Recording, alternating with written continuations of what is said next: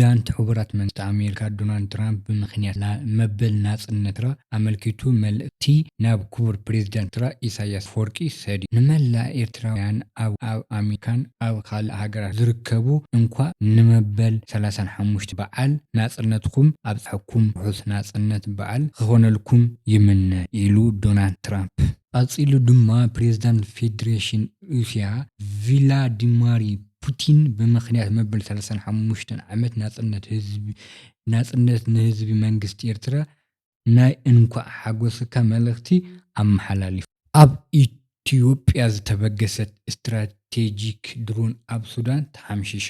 ሎሚ ለይቲ ኣብ ሃገረ ሱዳን ከተማ ደማዚን ድብዳብ ዘካየደት ድሮን ብጸረ ድሮን ሓይልታት ሱዳን ወዲቓ ኣላ።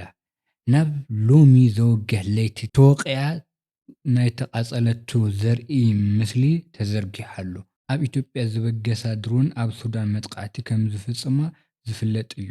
ብኣንፈት ቤንሻንጉል ጉሙዝ ኣንጻር ሱዳን ኩናት ዝወልዐ ብልጽግና ኣብ ዝወርሒ ጥራሕ 4 ድሮናት ሓምሽን ኣሎ። ብብልጽግና ዝድገፍ RSF ኣብ ዝተኸሰተ ኣፈላላይ ኣብ ናይ ዕብይ ወዲቑ ይርከብ። መንግስቲ ሱዳን ብተቃራኒ ኣብ ዓወታት ተጸሚዱ ቀኒዩ። ኣብ ግዛኣት ኩርዲፋን ፋሕ ግዛኣዊ ቆጻጽረ መንግስቲ ቀጺሉ ኣብ RSF ካየድ ጀነራላት ተጠቂሙ ዝተረፈ ከባቢታትን ቆጻጽ ዕወት ወተደራዊ ስራሕቲ ከም ዘሎ ጸብጻብ ሓቢሩ። ኢራን ቁልጡፍ ወተደራዊ ዓቕሚ ዳግማይ ተሃንጽ ኣላ።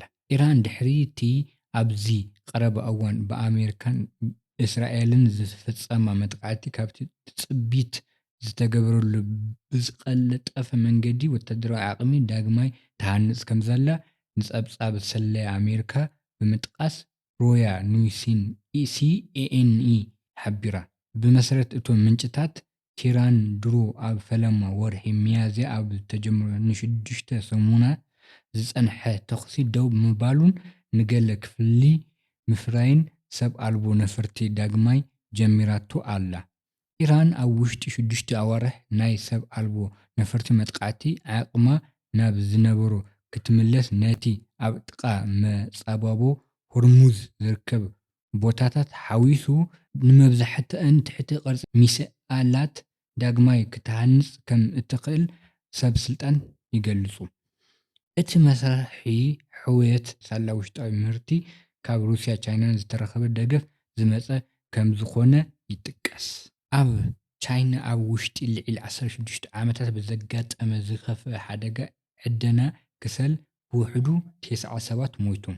ኣብ ቻይና ግዝኣት ሻንሺ ኣብ ዝርከብ ኣውራጃ ቹንዩዋን ኣብ ዝርከብ ዕደና ከሰል ሊዩሺኒ ብዝፈጸሙ ፈንጀላ ጋዝ ስዒቡ ረድኤት ህዝቡ ሰባት ኣብቲ ቦታ ይሰርሑ። ኣብ ሰሜናዊ ግዝኣት ቻይና ሻንሺ ኣብ ዝርከብ ዕደና ከሰል ብዘጋጠመ ፈንጀላ ጋዝ ብውሕዱ 9 ሰባት ሞይቶም። እዚ ድማ ድሕሪ 2009 ብውሕዱ ኣብታ ሃገር እቲ ዝተቐተለ ሓደጋ ዕደና እዩ።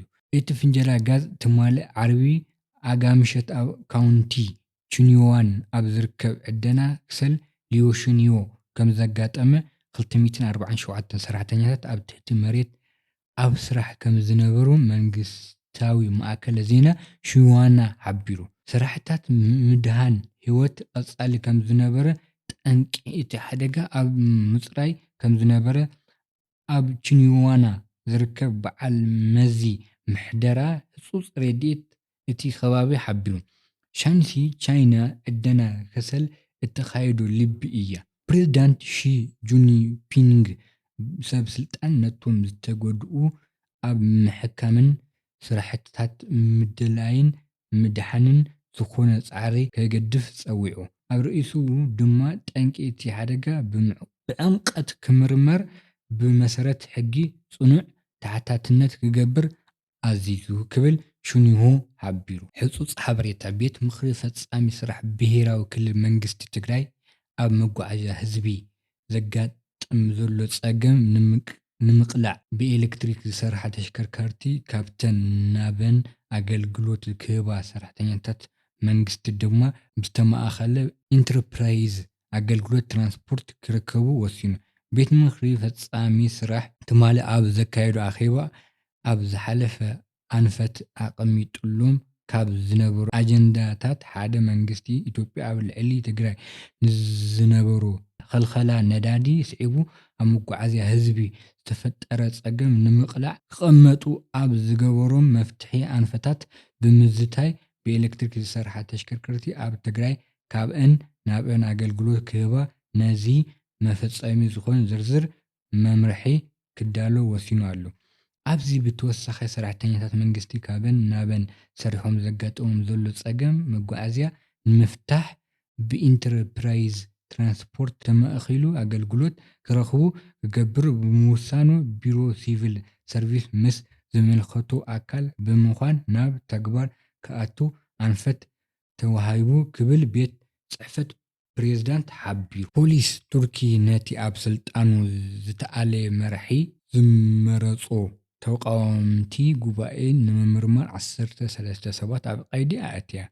ቀንዲ ተቃወምቲ ቱርኪ መራሒ ሪፐብሊካን ህዝባዊ ሰልፊ ሲኤችፒ ኦዚጎር ኦዚል ኣብ ኣንካራ ቱርኪ ንማዕከነ ዜና መድረክ ከሰምዕ ሓደን ጉንበት 2026 ቀንዲ ተቃወምቲ ውድባት ቱርኪ መራሕቲ ሪፐብሊክን ህዝባዊ ሰልፊን ሲኤችፒ ከማል ክሊቻዳሮጋ ኣንካራ ቱርኪ ኣብ ዝተኻየደሉ ስነ ስርዓት ቃለ መሓላ ተረኺቡ። ኢስታንቡል 23 ጉንበት 2023 ዓ.ም ቤት ፍርዲ ይግባኣ ቱርኪ ትማሊ ሐሙስ ነቲ ኦዞላ ዝተመረፀሉ ጉባኤ ብዘተገለፀ ዘይስሩዕነት ብምጥቃስ ሰሪዝዎ። ኣብ ክንዲኡ እቲ ቤት ፍርዲ ንኣቦ መንበር ሲኤችፒ ነበር ከማል ኩሊካዳሮግሉ ኣብ መጀመርያ ናይቲ ዓመት ፕሬዝዳንት ጣይብ ኤርዶጋን ኣብ ምርጫ ዝተሳዕረ ከፋፊሉ ሰብ ናብ ስልጣኑ መሊስዎ። ሲኤችፒ ነቲ ብሩን ፍርዳዊ ዕልዋ መንግስቲ ክብል ኮኒንዎ።